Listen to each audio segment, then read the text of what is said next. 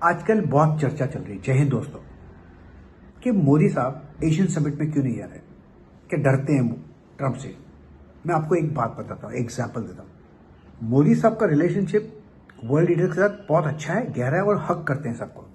लेकिन ट्रंप ने, उनके साथ भी अच्छा रिलेशनशिप था, लेकिन ट्रंप ने क्या कर दिया, यूनिलैटरल वन साइडेड टैरिफ लगा दिया और बोल दिया रशिया से ये मत करो वरना मैं आपके ऊपर टैरिफ लगा दूंगा। तो उसने दोस्ती तो नहीं रखी। दोस्ती होती है दो तरफा, एक तरफा कभी नहीं होती। एक तरफा डोमिनेंस होता है। अमेरिका हमारे पर डोमिनेट नहीं कर सकता। हम एक देश है, फोर्थ लार्जेस्ट इकोनॉमी है। 1.5-2 साल में हम थर्ड लार्जेस्ट हो जाएंगे।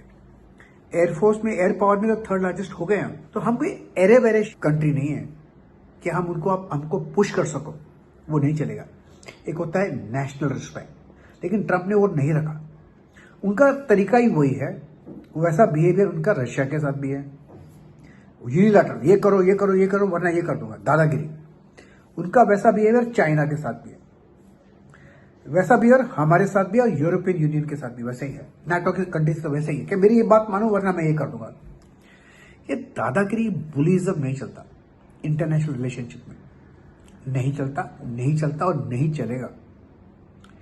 तो मोदी साहब नहीं जा रहे, क्योंकि जाएंगे तो उनको हक करना पड़ेगा।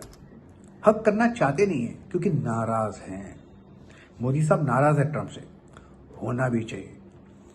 इसलिए जब वो कनाडा गए थे तो ट्रंप ने बोला था जाते जाते रुक जाइए अमेरिका में और जाइए। उसके बाद मोदी साहब ने उस समय रिफ्यूज किया। 4 बार उन्होंने फोन किया ट्रंप ने, उन्होंने उनका फोन नहीं उठाया। मोदी साहब ने ठोक दिया नूर खान बेस पे। आजकल सुनने में आ रहा है कि नूर खान बेस में जो एसेट्स है, न्यूक्लियर एसेट्स, वो अमेरिका के कंट्रोल में थे। दुख तो होगा ना, मोदी ने ठोक दिया। ठोकना भी चाहिए, दुख तो होगा और होना भी चाहिए। अब वो उसकी दादागिरी कर रहे हैं, लेकिन दादागिरी हम सहेंगे नहीं। हमने कोई टैरिफ नहीं लगाया, अमेरिका ने लगाया, तो उसे हक क्यों कर रहे हैं? आप समझो कि आपका एक दोस्त था बचपन में, आपसे दोस्ती करता है, कब आपसे एक दादागिरी करे तो क्या आप उनकी सहन करेंगे क्या? अमेरिका और मोदी साहब को छोड़ दीजिए, अलग रखो। आप करेंगे क्या? आप तब करेंगे जब आप कमजोर हैं, वरना नहीं करेंगे। आप किसी की नहीं सहोगे, क्योंकि आप सहोगे तब जब आप कमजोर हैं। क्या आप कमजोर हैं क्या? सोचिए कभी अपने आप से। कमजोर इंसान दूसरे की शर्त मानता है, स्ट्रांग इंसान नहीं मानता। 7 अगस्त का इनका डेडलाइन था ट्रंप का, ये करो वरना टैरिफ लगाऊं, उन्होंने लगा दिया। अभी पीयूष गोयल साहब का जर्मनी में एक स्टेटमेंट आया कि हम किसी के डर से, डेडलाइन से वाकिफ नहीं है। डेडलाइन की वजह से, हम किसी का टैरिफ की वजह से हम डील नहीं करते। हम डील करते हैं हमारे हित में।